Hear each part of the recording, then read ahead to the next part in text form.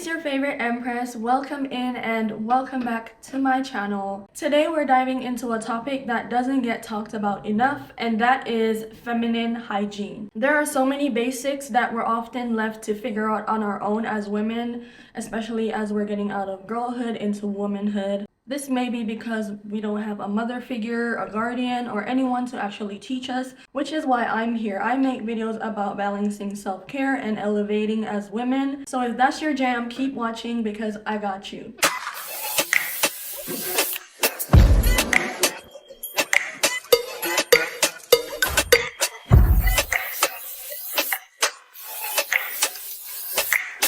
Today I'm sharing some important tips to help us stay clean, fresh, and healthy. These aren't the things you're gonna hear in health class, but trust me, they are just as important. Let's talk about something basic but crucial: wiping front to back. I understand that some of us may not know the proper way to wipe after peeing and using the restroom. And like I mentioned, this may be because we don't have a mother figure or a guardian to teach us these things along the way. It's a step to avoid transferring bacteria from the back area of our bum to the front area of our vaginal entrance. The bacteria in our digestive tract is not meant for other parts of our body, and when they get transferred, they can lead to things like UTIs. So remember, front to back every time. It's a small detail, but it makes such a huge difference in feminine hygiene and health. If you're a visual learner or you need more of an in-depth demonstration of exactly how to wipe front to back, I do have a detailed video for this on my YouTube channel, and I will link it in the description so that you can go ahead and check that out, okay?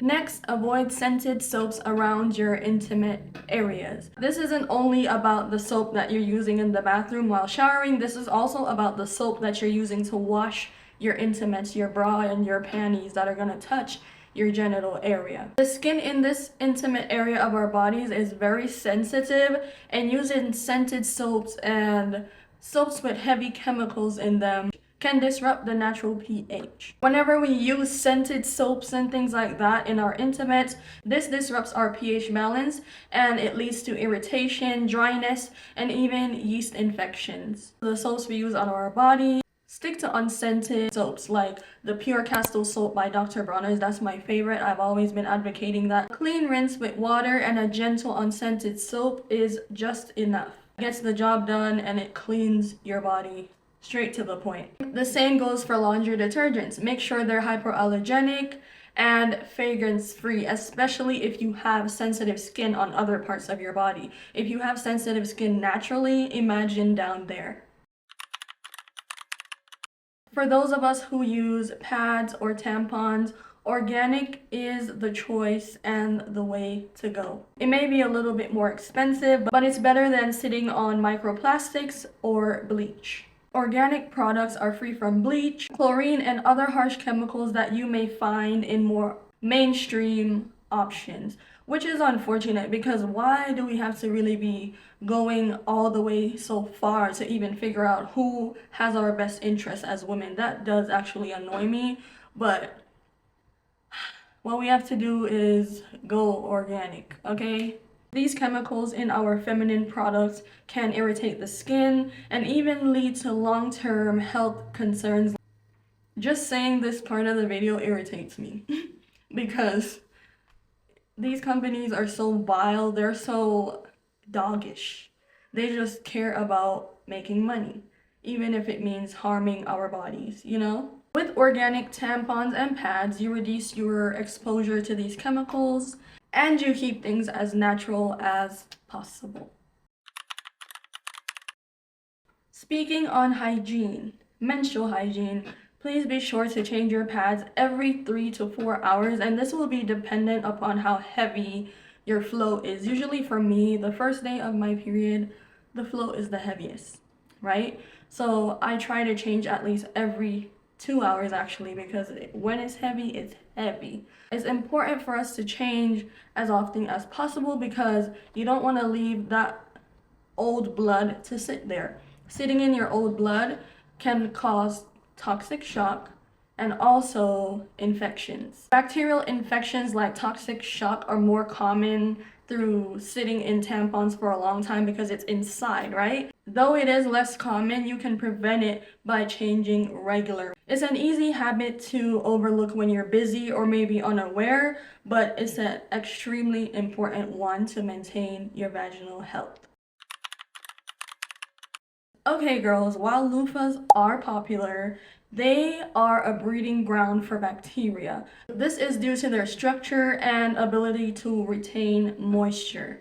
Instead of using loofahs, try using an African net sponge or a silicone scrubber. Both of these dry more quickly and don't trap bacteria as easily. If you find that the African net sponge is an issue because you have a piercing, you can try the silicone scrubber. It's less likely to get caught in the silicone compared to the African netting in the net sponge. Not only are these alternatives more hygienic, but they also last longer. Let's talk about underwear. Loose-fitting cotton underwear is one of the best choices we can make the further we go into our womanhood. I know when we're younger, we love Victoria's Secret, we love a good thong moment, but what we don't love is the fact that those things can lead to bacterial vaginosis, yeast infections, because of how the bacteria is trapped, the lack of air circulation. It hurts to be hot sometimes.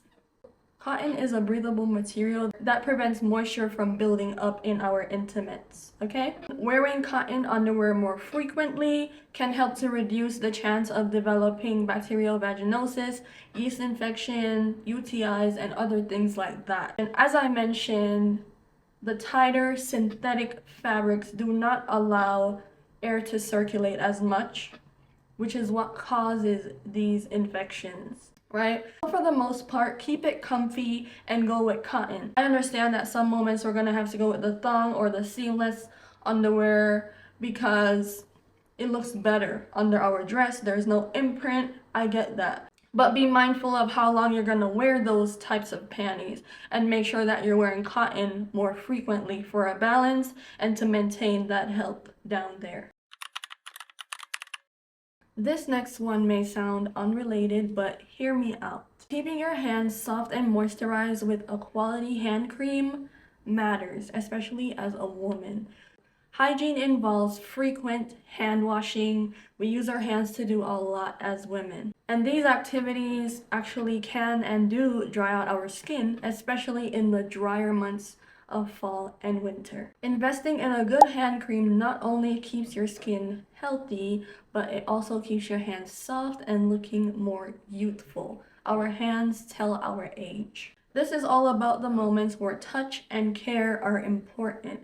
It's all about the details, and it really does make a difference.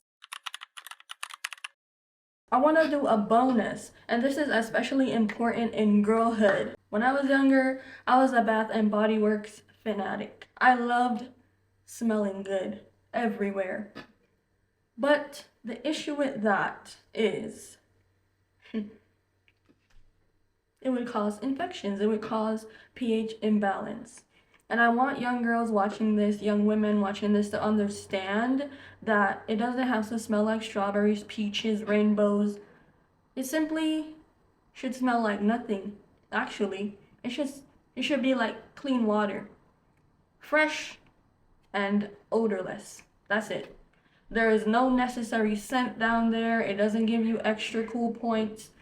It actually ruins your vaginal health to be misled by companies that force the idea that women should smell like unicorns, butterflies, and all these things. Do not be misled. Be very careful in your approach to your feminine health, okay?